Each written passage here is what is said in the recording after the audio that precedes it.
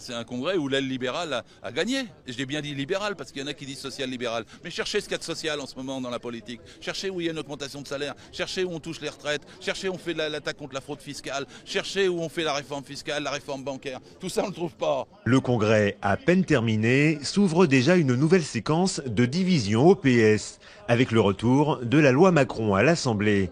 Pour les frondeurs, le texte est en contradiction avec la ligne du parti. J'ai commenté le congrès, ce congrès fantôme de Poitiers, le congrès du Parti Socialiste où il ne s'est pas passé grand-chose. Paradoxalement, à la fois ça a été un théâtre d'ombre, et en même temps, peut-être est-ce une date importante, enfin en tout cas, on va voir ce que les opposants vont en faire, parce que je crois que après ce qui s'est passé à Poitiers, et la manipulation, la motion A, etc., on ne peut plus faire semblant de croire que l'on va réussir de l'intérieur à réorienter la politique de Manuel Valls et du gouvernement. Je crois que les plus naïfs ne peuvent plus feindre de croire cela. Hein. Donc, d'une certaine façon, c'est peut-être une date butoir que ce congrès de Poitiers. Tout le monde aura remarqué une chose quand même qui est extraordinaire, c'est que les quelques événements qui se sont produits pendant ces 3 journées sont venus de l'extérieur. C'est-à-dire qu'il ne s'est tellement rien passé à la tribune du congrès de Poitiers, hormis une intervention qu'il faut saluer d'Emmanuel Morel qui a demandé une solidarité du congrès à Syriza, aux Grecs de Syriza, qu'il n'a d'ailleurs pas obtenu, mais enfin, ça mérite quand même d'être dit. Et autrement, c'est quoi les événements? C'est la tribune de Montebourg et Pigasse dans le journal du dimanche. C'est un appel de Pouria Amir Chahi pour une formation citoyenne qui s'élargisse à toutes les gauches.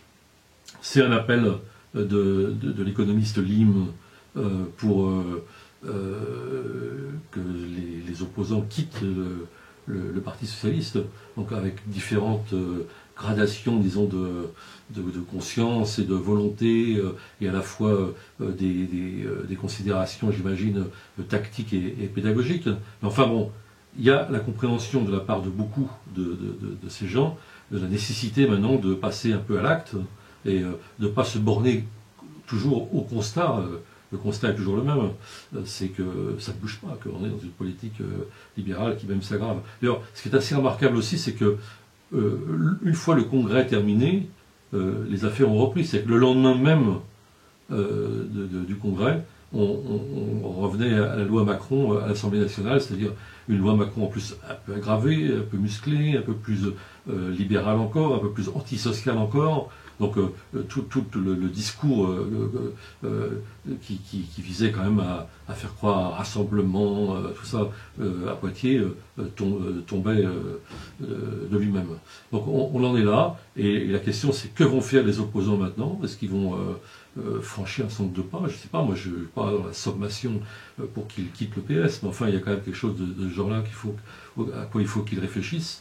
Puis j'en profite pour dire que c'est pas leur seule responsabilité, c'est aussi la responsabilité du côté de l'autre gauche. Il faut que des mains se tendent, et des mains non sectaires, et avec des propositions ouvertes qui permettent d'avoir un dialogue fructueux. Puis, un tout petit mot sur Macron, parce que je trouve ça assez amusant de constater que finalement, il n'était pas au Congrès, il n'est pas socialiste, et en même temps c'est le ministre le plus important du gouvernement, celui qui est vraiment au feu dans toute cette offensive libérale, et je me dis finalement qu'il est bien utile, et je me demande si Manuel Valls, finalement, entre un match de foot et Roland Garros, ça l'emmerde pas royalement de devoir escrotiner encore un parti socialiste, un congrès socialiste, et s'il ne se rêve pas un tout petit peu dans la situation de Macron, c'est-à-dire pas être encombré par ce genre d'obligations.